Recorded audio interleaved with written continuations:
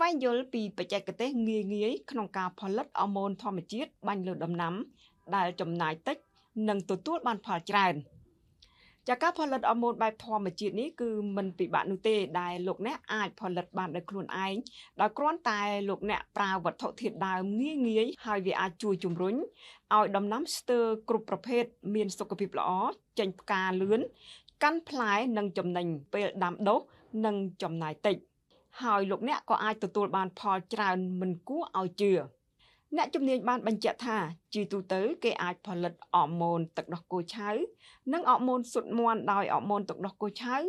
មានតួនាទីជំនួយស្លឹកដើមនិងត្រួយ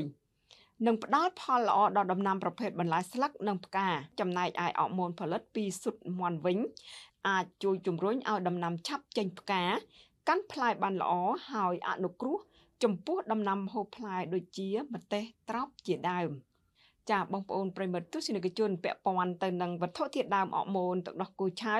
គឺត្រូវការទឹកដោះគោឆៅ2កំប៉ុងទឹកដោះគោជូរ2ស្លាបព្រាបាយស្កររងូ2ស្លាបព្រាបាយលាយចូលគ្នាឲ្យសព្វច្រកចូលដបស្អាតរួចច្រកចូលដបស្អាតរួចមួលគម្របទុករយៈពេល3ថ្ងៃគឺអាចប្រើប្រាស់បានហើយរីឯអរម៉ូនស៊ុតមាន់វិញគឺគេត្រូវការស៊ុតមាន់5គ្រាប់ស្កររងូ1ស្លាបព្រាកន្លះទឹកដោះគោជូរ1ស្លាបព្រាកន្លះលាយបញ្ចូលគ្នាច្រកទុក3ថ្ងៃដោយអរម៉ូនទឹកដោះគោឆៅដែរក្នុងរយៈពេលផ្អាប់ទុកនេះអរម៉ូនអាចនឹងឡើងហ្គាសខ្លាំងនៅថ្ងៃទី2ដែលលោកអ្នកគួរតែបង្ហើបគម្របដបឲ្យមានខ្យល់ចេញចូលខ្លះទើបបិទគម្របរក្សាទុកដល់3ថ្ងៃគឺអរម៉ូនកាច់ល្អអាចយកទៅប្រើប្រាស់បានចំពោះការប្រើប្រាស់អរម៉ូនទាំងពីរប្រភេទនេះមានរបៀបប្រើប្រាស់ដូចគ្នាដោយបរិមាណអរម៉ូន1ស្លាបព្រាបាយត្រូវលាយជាមួយទឹក10ទៅ15លីត្រអាចបាញ់ទៅលើដំណាំបានគ្រប់ប្រភេទគួរបញ្ជាក់ផងដែរថា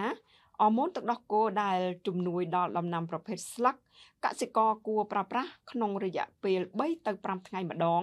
ហើយអរម៉ូនស៊ុតមាន់ដែលបាញ់ជំនួយដំណាំហូបផ្លែគួរបាញ់ចន្លោះ5ទៅ7ថ្ងៃម្ដងអរម៉ូនទាំងពីរនេះអាចរក្សាទុកបានរយៈពេល3ទៅ4ខែដោយរក្សាទុកនៅកន្លែងត្រជាក់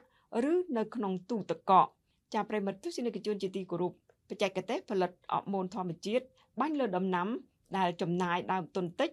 និងទទួលបានផលច្រើនដែលនាងខ្ញុំបានជម្រាបជូនលោកអ្នកនេះ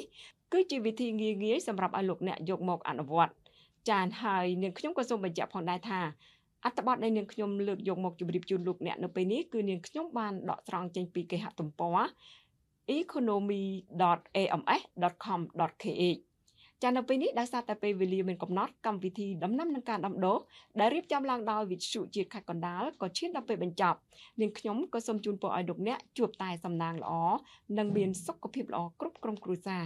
ចានាងខ្ញុំព្រមទាំងក្រុមការងារនៃវិទ្យុជាតិខេត្តកណ្ដាលទាំងអស់សូមអរគុណនិងសូមជម្រាបលា